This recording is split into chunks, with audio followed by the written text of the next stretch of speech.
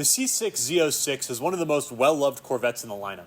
Introduced in 2006 as the high-performance variant of the 6th generation Corvette, the Z06 was designed to dominate both on-street and track. At the heart lies the legendary LS7 engine, a naturally aspirated 7-liter V8 that produces 505 horsepower and 470 foot-pounds of torque.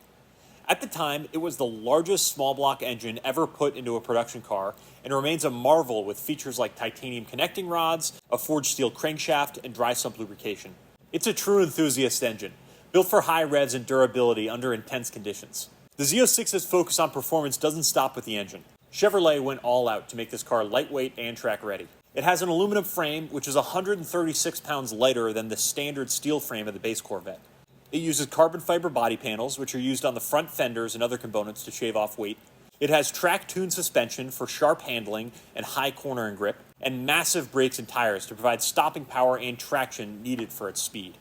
The C6 Z06 is raw, loud, and unapologetically fast. With a curb weight of around 3,100 pounds, it has an incredible power-to-weight ratio that few cars, even today, can match. It was built for enthusiasts who want to drive a car that demands their full attention and rewards their skill behind the wheel. For its time, the Z06 wasn't just a fast Corvette, it was a world-class sports car, competing head-to-head with far more expensive European exotics. Even now, it holds a special place in the hearts of drivers who appreciate its approach to performance. Whether you're taking it to a track or carving up your favorite back road, the C6 Z06 represents the pinnacle of an era where raw power and lightweight engineering reign supreme. The C8 Corvette was a groundbreaking chapter in America's sports car. Launched in 2020, it marked a departure from Corvette tradition by adopting a mid-engine layout, a feature typically reserved for high-end European exotics. The move redefined what the Corvette could be and firmly positioned it in the market. At the core of the base C8 is the LT2 engine, a naturally aspirated 6.2-liter V8 producing 495 horsepower and 470 foot-pounds of torque. It's paired with an 8-speed dual-clutch transmission, delivering fast shifts and eliminating the manual transmission option for the first time in Corvette history. While many like me miss the manual, the DCT provides consistency and precision, especially on track. What sets the C8 apart is its mid-engine design, which transforms the car's handling and driving dynamics. With the engine positioned behind the driver, there are improvements to the traction, cornering stability, and overall responsiveness. This layout gives the C8 the poise and agility to rival much more expensive supercars. Beyond its mechanical prowess, the C8 boasts advanced technology and creature comforts like magnetic ride control, which is an adaptive suspension that balances sharp handling with ride comfort, the performance data recorder for analyzing track performance and recording drives, custom driving modes, which allows drivers to fine-tune the car to their specific preferences, and the Z51 performance package, which upgrades brakes, adds a performance exhaust, and an electronic limited slip differential, making the base C8 even more track ready. For enthusiasts who want even more, the C8 Z06 pushes the boundaries further. Its flat-plane crank 5.5-liter V8 revs to an astonishing 8,600 RPM and produces 670 horsepower, making it the most powerful naturally aspirated V8 that's ever been put into a production car. Paired with the track-ready aero, suspension upgrades, and wider tires, the C8 Z06 has supercar performance for a fraction of the price. By embracing the mid-engine layout and combining it with the cutting-edge technology and performance, it has redefined what a Corvette can be while staying true to its legacy as a car that delivers unbeatable performance for the price. Whether on street or the track, the C8 is a game-changer in the world of sports cars. But does the C8's modern tech make the C6 irrelevant on track? You'd think all these advancements make the C8 faster on street and track, but is that really true? And if the C6Z is faster than a base C8, how does it compare to the C8 Z06? Have the engineers at GM actually made progress on this new platform? Or is the C6 Z06 still the faster car at the end of the day? First, we're going to take a look at the key specs. Things like the power, the weight, the aero, things like that, and the power curves that each car has. We're going to discuss the general technology gap between the two, and lastly, we're going to discuss how these differences might translate to the street and the track. First, let's compare the straight line performance. All of this data was collected by Car and Driver over the course of the last 20 years. And one thing to note is that all this data has 1 foot of rollout removed, so the numbers are slightly higher. If you don't know what I'm talking about, I would Google that. But for comparison's sake, I've tried to keep everything as accurate as it could be. The C6 Z06 did its 0 to 60 in 3.6 seconds, 0 to 100 in 7.9, and 0 to 150 in 17.5. The base C8 does a faster 0 to 60 at 3 seconds, this is due to the weight distribution, and a faster 0 to 100 at 7.2 seconds, but the C6 Z06 starts to catch up after that. The 0 to 150 is actually slower, even accounting for the increased speed down low. So at speed, the C6 Z06 is significantly faster than the C8 in a straight line. The C8 Z06, on the other hand, just has too much power. It does a 2.60 to 60, a 5.90 to 100, and an impressive 15.2 from 0 to 150. So across the board, faster than the C6 Z06. So here's the data for all three. What I will note is that the C6 has a slower 0 to 100 time than the C8, but a faster 0 to 150 time than the C8. What that means is that at speed, once you're already moving, the C6 Z06 is a lot faster in a straight line than the C8. On the other hand, though, the C8 Z06 is just faster than both of them. Now for the quarter miles, again, the C6 Z06 is the slowest, but I will note that the trap speed for the C6 is higher than the C8. So again, once you're moving faster. The top speed, it looks like the Corvette team started to focus less on this, except for the ZR1s in the past few generations. The C6 Z06 was pushing 200 miles an hour, an advertised top speed of 198. And the other two just are not that high. The C8 is 184 and the C8Z is 189. And in my opinion, for an over 600 horsepower car to not be going 200 is impressive from an aerodynamic standpoint that it can't do it. And then this will probably make sense given the other data, but in horsepower per pound, the C6 Z06 just slots between the C8 and the C8 Z06 with 6.2, 7.4, and 5.4. Now let's take a look at how these performance metrics translate to the track. So we're going to look at several lap times and then put everything into context. For all of this data, I've tried as much as possible to either find General Motors testing data or lap times with all the same driver, in this case, Randy Pobst. At Laguna Seca, all I have is a C6 Z06 and a base C8 with a Z51 pack. And the C6 Z06 was much faster. The C8 doesn't seem exceptionally slow for any reason. Those tests were done about 10 years apart. The C6 Z06 lap time was run in 2011 on Pilot Sport Cup 1s. I think at the time they just called them Pilot Cups or Pilot Sports, I can't remember. And the C8 was running on PS4Ss. At Willow Springs, we see a similar result with the C8 being the slowest and then the C6Z being faster and the C8Z being even faster. The only thing I'll note is the date range. So the C6Z was run in 2009 and the C8Z was run in 2024. So there is 15 years of time between those laps. VIR, this is the only outlier in my data. The C6Z was significantly slower than the C8 at VIR. This was all done during Car and Driver's lightning lap. I'm not quite sure what caused the C6 Z06 time to be so much slower, especially compared to how consistent the data is after that. Hi, Editing Mike here. I have since figured this out. In 2014, VIR got repaved. The entire track got repaved.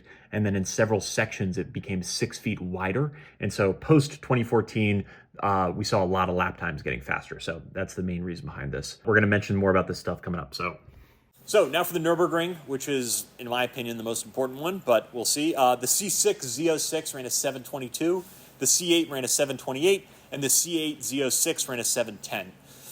To me, it sounds like the C8 Z06 time is a little bit slow compared to what else we've seen. Percentage-wise, it's not as much faster as it probably should be. But again, the C6Z is faster than the C8 with the Z51 pack. The C6 Z06 and C8 were both GM-sponsored events. The C6Z was done during a GM lap time record, and the C8 lap time is from testing. The C8 Z06 time was sponsored by Sport Auto, and you guys can look at that video online if you'd like. In general, the C6 Z06 is a faster car on street and on track than the C8 with the Z51 pack, except from a launch. Notable that it's still faster even on period-correct tires. So that's a huge note in all of this.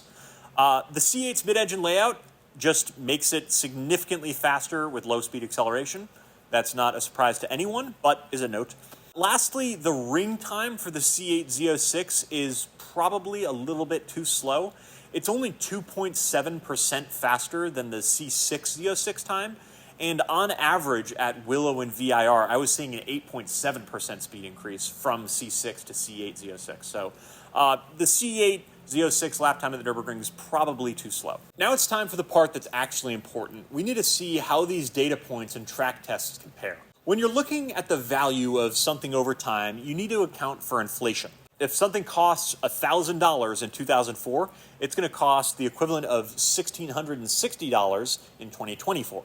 In order to compare numbers over time, you need to account for what has changed. This mentality also needs to be applied to performance figures and lap times. Over time, tire compounds change, tire structures change, racetracks get repaved.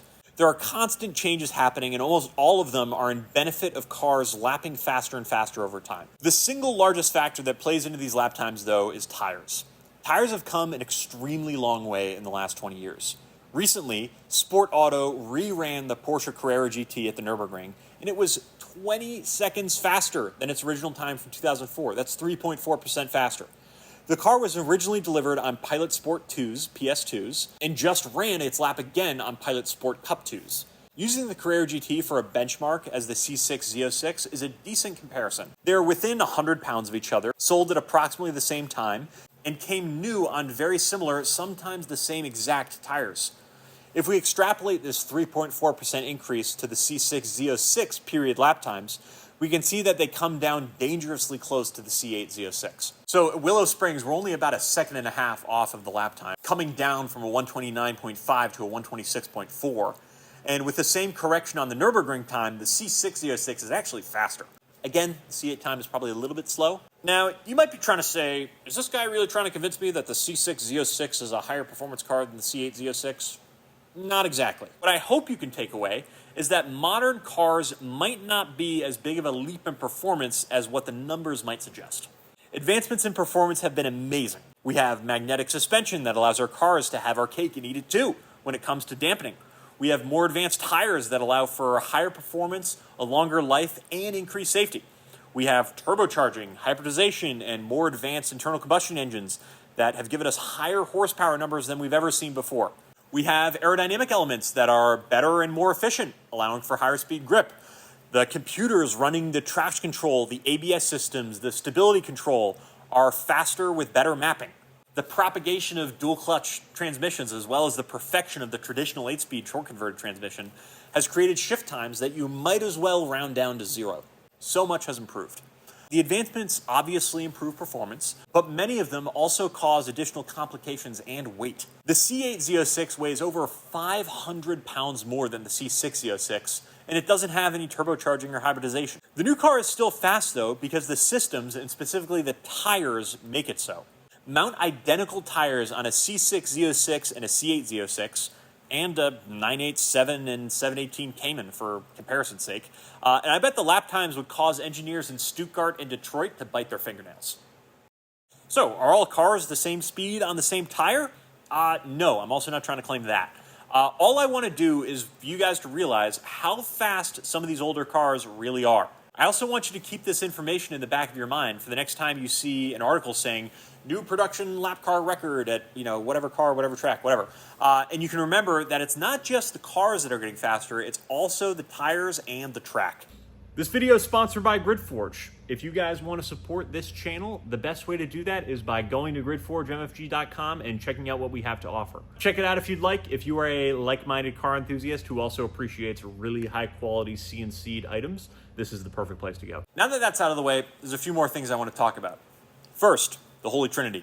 The P1, the 918, and the LaFerrari are now all aging cars, as much as we want to imagine they came out just a few years ago. I remember how interesting it was hearing about the tires that they each came on, especially when it had to do with track tests. Both Ferrari and McLaren separately developed tires with Pirelli. The LaFerrari came on P0 Corsas, which was a slightly more conservative development than what McLaren wanted to do with their P0 Trofeo Rs. And finally, the 918 came on Michelin Cup 2s. They worked with the tire companies to develop specific tires for the cars. The development of all these tires is over 10 years old though. I frequently wonder, with all these new hybrid supercars breaking Holy Trinity records, if you took one of these Holy Trinity cars and had them on modern tires, would they outperform many of these new crops of supercars like the SF90, the Revuelto, the AMG Project 1, stuff like that? Next thing, speed. Car enthusiasts all want to know how to make their cars faster and more competent. I would hope that you can now see that tires are the best way of doing this.